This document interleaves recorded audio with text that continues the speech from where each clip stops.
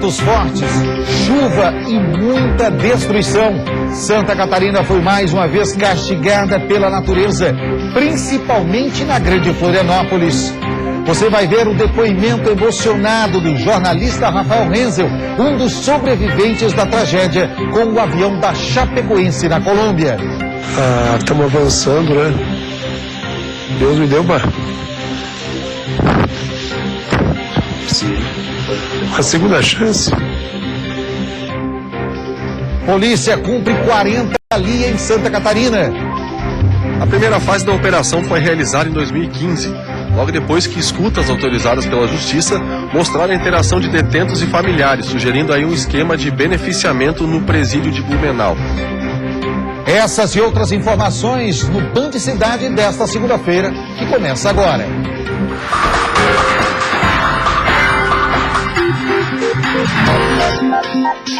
Olá, muito boa noite. O prefeito da capital reuniu hoje todos os secretários do município para fazer um levantamento dos estragos causados por um ciclone que atingiu Florianópolis no fim de semana. Em 18 horas, choveu 161 milímetros na capital. O vento chegou a 118 km por hora, causando diversos estragos. Segundo a Defesa Civil, mais de 180 chamados sobre danos causados por árvores foram registrados. Os bombeiros trabalham no corte e retirada das árvores para a desobstrução das vias. A CONCAP faz o manejo e o destino correto. Mais de 5.400 metros de lona já foram distribuídos. Mais de 800 pessoas ficaram desalojadas e mais de 300 edificações foram danificadas. Nós temos muito prejuízo contabilizado também na saúde, na educação, né? Algumas escolas provavelmente não vão abrir, mas nossa preocupação justamente ainda é o sul da ilha e o setor da lagoa, né? Então, desde as 3, 4 horas da manhã sem energia, né? Então nós não abastecemos carros no sul da ilha, o comércio não abriu, né? Teve um prejuízo muito grande no setor do sul da ilha. Na área da saúde, segundo o secretário Daniel Moutinho, 12 unidades foram prejudicadas. 2 estão sem contato, 13 estão sem luz, 5 sem luz e sem água e os atendimentos suspensos em quase todas elas. Os prejuízos maiores são no sul da ilha. Os danos nas estruturas podem passar de R$150 mil. Na área da educação, 17 escolas do ensino fundamental e 16 da educação infantil foram atingidas. Muitas ainda permanecem sem água e sem luz. A Secretaria de Educação calcula os prejuízos. Agora, a Prefeitura trabalha no levantamento dos dados para pleitear recursos junto aos governos estadual e federal. Na área de assistência social, prejuízos também em 3 CRAs e em um veículo do Conselho Tutelar. Na mobilidade, problemas nas ruas e em diversos abrigos de ônibus. Segundo a Defesa Civil, estragos assim não eram registrados na capital há mais de 10 anos. Nem o furacão Catarina, né, que foi em 2004, ele provocou tantos danos assim como esse evento de ontem provocou, né? Então, realmente, novamente um marco aí negativo, né? A questão natural, a natureza não faz acordo e nem cumpre prazos com a gente. Então, um evento realmente marcante para Florianópolis. Olha, agora há pouco o presidente da Celesc, das Centrais Elétricas de Santa Catarina, anunciou que 93% das unidades consumidoras que ficaram sem energia elétrica desde o final de semana tiveram restabelecido o abastecimento. Segundo ele, os trabalhos vão continuar durante a madrugada de hoje e ainda durante esta terça-feira para restabelecer 100% da energia elétrica. Segundo ele, cerca de 300 pessoas estão trabalhando para conseguir refazer as ligações que foram atingidas pelos fortes ventos que acabaram destruindo as redes de transmissão. E olha, a partir de hoje até o dia 23 de dezembro, o comércio de Florianópolis amplia o horário de funcionamento para as compras de Natal. Os estabelecimentos vão funcionar em horário especial. Até o dia 16, as lojas do comércio em geral vão abrir até às 8 horas da noite. E entre os dias 19 e 23 de dezembro, até às 10 horas da noite. Já os shoppings, nos dias 17, 21 e 23 de dezembro, ficam abertos até às 11 horas da noite. E você vai ver a seguir o balanço da Operação Regalia, que cumpriu 40 mandados de prisão em Santa Catarina por crimes ligados ao tráfico de drogas, corrupção, organização criminosa em presídios do estado. E mais, Prefeito eleito da capital, Jean Loureiro, anuncia os primeiros nomes do secretariado que vai tomar conta da cidade a partir do ano que vem. A gente volta já.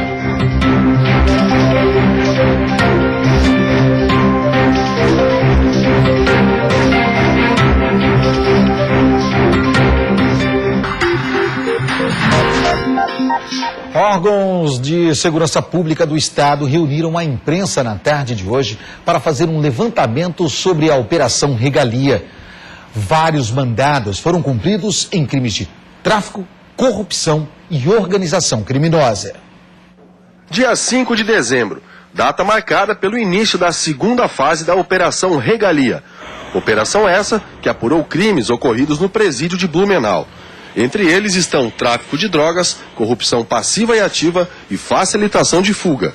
Desde as 6 horas da manhã, estão sendo cumpridos 40 mandados de prisão preventiva e 27 mandados de busca e apreensão nas cidades de Bombinhas, Itapema, Camboriú, Navegantes, Barra Velha, Blumenau, Indaial, Gaspar, Pomerode e Araquari. Esse inquérito passou de 5 mil páginas, contabilizando os autos principais e os anexos. Foram representados por cerca de 40 mandados de prisão preventiva e uma série de buscas e apreensões. Após manifestação do Ministério Público, hoje na manhã de hoje, nós cumprimos essas ordens judiciais, sendo delas 13 agentes penitenciários e o restante detentos, familiares de detentos, advogados e também empresários. A primeira fase da operação foi realizada em 2015, logo depois que escutas autorizadas pela Justiça mostraram a interação de detentos e familiares, sugerindo aí um esquema de beneficiamento no presídio de Blumenau. Foram presos na ocasião o diretor do presídio, 12 agentes prisionais, mais 26 pessoas entre empresários e familiares de detentos. Entre as conversas gravadas, os presos negociavam a compra de celulares que seriam entregues com a ajuda de agentes penitenciários. A mulher de um detento que negociava propina para transferir o marido para o presídio de Blumenau também foi flagrada nas gravações. Nós temos alguns poucos mandados de prisão preventiva a serem cumpridos. Ao longo da semana, nós vamos medir esforço para o cumprimento. Acredito que amanhã a gente tenha cumprido outros mandados. E ao longo da semana, possivelmente pode ser que a gente vá colher alguns depoimentos que possam ver colaborações nesse sentido, obviamente em parceria com o Ministério Público. Todos os réus vão ser citados e, a partir da citação, um prazo para apresentar a defesa. E há menos de um mês de assumir o comando da prefeitura da capital, o prefeito eleito Jean Loureiro anunciou hoje os 2 primeiros nomes que vão compor o secretariado. Os anúncios foram feitos no gabinete da reitoria da Universidade Federal de Santa Catarina. As pastas da saúde e da educação são as mais importantes e que mais recebem recursos da prefeitura. A escolha, segundo o futuro prefeito, seguiu critérios técnicos. Nomes que tivessem credibilidade na sociedade, um conhecimento técnico profundo, uma capacidade de conhecimento da educação, de toda a estrutura da educação do município, possíveis convênios com o governo do estado, governo federal, e da saúde, um pleno conhecimento do SUS. Para a área da educação, o administrador, doutor em engenharia de produção e professor universitário Maurício Fernandes Pereira antecipou que deve aliar lazer, cultura e esportes às escolas da rede pública. As palavras importantes são gestão, profissionalismo, respeito a cada um, ao professor, ao diretor da escola, ao aluno e um diálogo muito presente com a comunidade. Já para comandar a saúde foi escolhido o atual diretor do Hospital Universitário, Carlos Alberto Justo da Silva, doutor em medicina e também professor da universidade, que tem o desafio de implantar o conceito de cidade saudável às vésperas de mais uma temporada de verão.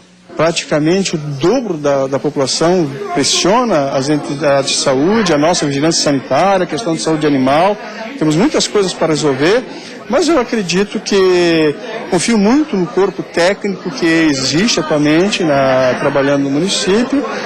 Nós vamos fazer reorganização de processo Mas confio muito no trabalho deles e acho que nós vamos dar conta. O cenário de dívidas municipais preocupa a futura gestão. Jean Loureiro disse que transições são sempre difíceis e que os dados só serão todos conhecidos quando assumir. O prefeito eleito admitiu que será preciso fazer ajustes, como cortar pela metade o número de cargos comissionados e as secretarias atuais, mesmo tendo sido a sua coligação a maior das últimas eleições na capital, formada por diversos partidos políticos. Já encaminhamos uma série de ações à Câmara Municipal, que vai reduzir o custeio da Prefeitura, diminuir benefícios que no nosso entendimento não são necessários, permitindo retomar a capacidade de investimento. E obviamente que saúde e educação são áreas que precisam de mais recursos, mas muito mais do que ampliar os recursos, é aplicar cada vez melhor e com mais qualidade.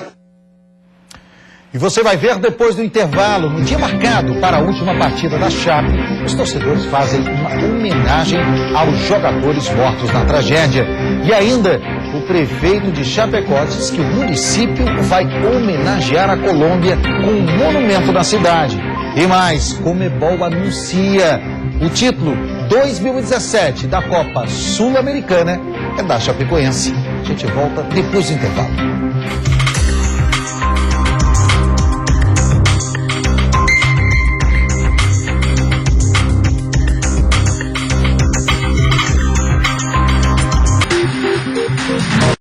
No horário em que seria realizada a última partida da Chapecoense contra o Atlético Mineiro, os torcedores da Chape prestaram mais uma homenagem aos ídolos. 5 da tarde, horário que a Chapecoense jogaria a última partida contra o Atlético Mineiro pelo Brasileirão. De mãos dadas, aproximadamente 100 torcedores fizeram uma oração, cantaram e relembraram os bons momentos que viveram com a Chape. Hernani, a esposa Andréia e o pequeno Arthur, de 3 anos, como já era de costume, todos os finais de semana, compareceram na Arena Condá. Para prestar, né, a nossa homenagem, né, para os nossos jogadores, que está muito doído mesmo a perda deles, né, da família. Era uma família para nós, né? Que não tem explicação, sabe? É a nossa segunda família mesmo. A gente sente muito, muito. E não sei quando vai ser superado isso. Mesmo com o portão que dá acesso ao estádio fechado, muitos torcedores trouxeram flores e cartazes para fazer a sua última homenagem aos ídolos que fizeram história aqui em Chapecó. Rodrigo Zatti é presidente da torcida Garra Independente. Ele disse que essa união dos torcedores é muito importante para que a Chapecoense consiga montar uma nova equipe e se reerguer. Nós esperamos que venha uma diretoria boa, competente como essa que tinha, até melhor pode ser. E ver o próximo time também seja bom, competente como esse que nós tínhamos, né? E levar a vida. Os Jogos da Chapecoense eram o programa favorito para a família de Dejair, que não esquece um minuto sequer a tragédia. E era sempre família, muitas famílias vinham com seus filhos e gostavam de vir e festejar, né? E agora é um momento triste e tal, e estamos aqui de novo para comparecer nesse momento também, né? Momentos alegres, momentos tristes, né? Que a gente passa no dia a dia. Então, o momento a gente está aqui novamente hoje, né? Para tentar criar forças, né, e ter forças, né, para seguir. Pelo mundo, a Chapecoense é lembrada a todo momento. E o que os torcedores desejam é que os domingos de futebol voltem a trazer alegrias na Arena Condá. Força, Chape! Eu acho que E depois da tragédia, Chapecó iniciou a semana traçando metas para reconstruir o time, ampliar o estádio e implantar um museu na Arena Condá. O sol voltou a brilhar em Chapecó e aos poucos a vida também vai voltando ao normal. A Arena Condá, palco de grandes conquistas, ainda está triste, vazia. Mas, de acordo com o prefeito, já existe uma ideia para a construção de um museu que vai eternizar os ídolos da Chapecoense. Que a gente possa gerir, botar lá dentro um memorial, trazer fotografias. Eu trouxe jornais, eu trouxe, assim, por exemplo, tem o escudo da Força Aérea Colombiana. Eles tiraram o escudo, me entregaram o escudo e botaram a Chapecoense no escudo. E vão ficar por 20 dias, 15 dias usando o escudo da Chapecoense, ou seja, a Força Aérea Colombiana não está com aquela logo deles lá, que tem um nome, né, que a gente chama de escudo, mas tem um nome, né, está com a Chapecoense. Então, é trazer tudo isso para dentro do memorial, mostrar isso. Eu estou pedindo para o pessoal da Prefeitura fazer o resgate de tudo que está se falando sobre a Chapecoense. A praça, que deve ser idealizada para homenagear Medellín, poderá ser aqui no bairro São Pedro, onde hoje ficam estacionadas as máquinas do município. E nos próximos meses, a Prefeitura deverá concretizar esse projeto. Atualmente, a Arena Condá tem capacidade para aproximadamente 19 mil torcedores, mas a ideia é ampliar o estádio para 40 mil pessoas, justamente para que a Chapecoense consiga disputar grandes competições. De acordo com o prefeito, a meta é continuar incentivando o time e a sua torcida. As ajudas financeiras, a Prefeitura, a Chapecoense, sempre teve conosco uma parceria, né? Nós temos a Arena Condá, é um patrimônio público, né? E nós sempre vamos manter as parcerias e não vai ser nesse momento que nós vamos deixar de manter. Para homenagear as vítimas da tragédia, missas devem acontecer no decorrer da semana em Chapecó, Florianópolis e em municípios do Rio Grande do Sul.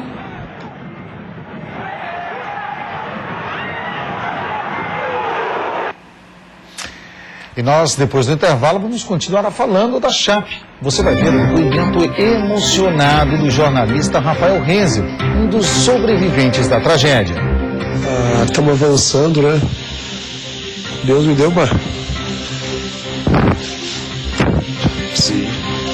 segunda chance.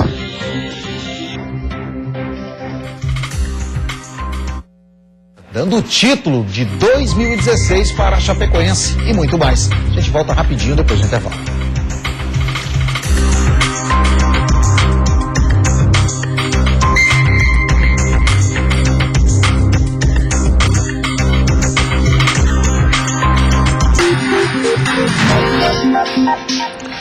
E o corpo do presidente da Federação Catarinense de Futebol foi cremado ontem em Itajaí, cidade onde ele nasceu. Antes disso, Delfim de Pádua Peixoto foi velado na sede da Federação Catarinense de Futebol em Balneário Camboriú. Ele foi o mandatário que ficou por mais tempo à frente do futebol de Santa Catarina. 7 mandatos em 27 anos. Delfim Neto tinha 75 anos de idade e estava no avião que caiu na Colômbia junto com a delegação da Chapecoense. E agora vamos falar ao vivo com o repórter Juan Todescarte, que vai trazer mais informações ao vivo sobre essa tragédia que acabou vitimando toda a delegação da Chapecoense e convidados. E também o massagista da equipe. Juan, boa noite. Boa noite, Nader. Boa noite a todo mundo que acompanha o Band Cidade. Realmente, essa tragédia é muito grave e a gente acompanhou aí alguns momentos nesse fim de semana, e momentos dramáticos. Um deles, o enterro do massagista, o Serginho, um personagem muito querido lá em Chapecó. Eu e o Alan Borges fomos até lá e agora a gente acompanha o VT. 6 vítimas foram enterradas no cemitério ecumênico de Chapecó. Entre elas, o Sérgio Luiz Ferreira de Jesus, o Serginho, massagista da Chapecoense. A paixão pela Chape existia desde criança e virou profissão há quase 10 anos. Sérgio deixou uma filha de 21 anos e um filho de 1 ano e meio. Menino muito bom, eu conheço ele desde bebezinho, ajudei a criar ele, cuidar dele, está muito difícil. É uma perda que não dá para esquecer tão fácil. Muito triste. A família toda está sentindo muito. Que lembranças que você sente, Serginho? A alegria dele. Ele era uma pessoa, um piá muito alegre. Demais. Então, isso aí a gente não vai esquecer jamais, porque a gente via ele, já vinha sorrindo, sempre sorrindo. Mas a gente vai ter que superar, né? Porque ficou gente para trás, com a esposa, filho, com a minha irmã, que está sofrendo um monte. Então, mas vamos ter que ajudar ela agora. Para todos os lados, velórios e muita comoção. Em uma cidade de pouco mais de 200 mil habitantes, não há quem não tenha algum tipo de ligação com a equipe. que vivia a melhor fase na curta e vitoriosa história. Acompanhando as últimas homenagens às vítimas do acidente aéreo aqui de Chapecó, a gente pôde chegar a uma conclusão, que o luto aqui veste verde. Pois é, Nader, tá aí o enterro do massagista, o Serginho, uma figura muito querida lá na região. Mas a gente vai aproveitar para atualizar a situação de saúde dos sobreviventes que ainda estão na Colômbia. O quadro mais grave até então é do zagueiro Neto. Ele foi o último a ser resgatado, está sedado e entubado. A situação dele é muito crítica, não houve piora, mas a melhora é a mais lenta entre todos os sobreviventes. Já o Alan Ruschel está bem, o quadro clínico dele é considerado estável, assim como o do goleiro Fuma, que apesar de ele ter perdido a perna, ele está bem se recuperando. Ambos estão conscientes. E agora a gente vai falar também do nosso colega, o jornalista Rafael Renzel, que ele está com um quadro de pneumonia, a bactéria já foi identificada, mas ele está sendo tratado com antibióticos já específicos para essa bactéria. Ele respira bem e, inclusive, hoje mandou um áudio emocionante para os familiares e para os colegas de imprensa. Vamos ouvir. Ô pessoal, bom dia a todo mundo. Estou com a voz assim porque estou muito tempo sem usar. E dizer que está tudo bem. Estamos avançando, né? Deus me deu uma segunda chance. A gente vai comemorar muito. Todos nós, tá? Mãe, fica bem, hein? Tá vindo, tá bem. Logo nós vamos pra casa aí pra curar todas as lesões que teve. Importante que nós estamos vivos aqui pronto para a próxima, tá? Beijo a todo mundo. Tá aí mais um momento impressionante, emocionante dessa triste e trágica história do acidente da Chapecoense. Voltamos com você, Nader. Obrigado, Juan Todescati, trazendo as informações ao vivo aqui pra gente. E para finalizarmos, duas boas notícias. A Conmebol divulgou na tarde de hoje no site da Confederação que a Chapecoense é a campeã da edição de 2016 da Copa Sul-Americana. Na nota publicada, a Conmebol diz que a Chapecoense receberá todas as honras e prerrogativas de campeã da Copa Sul-Americana 2016.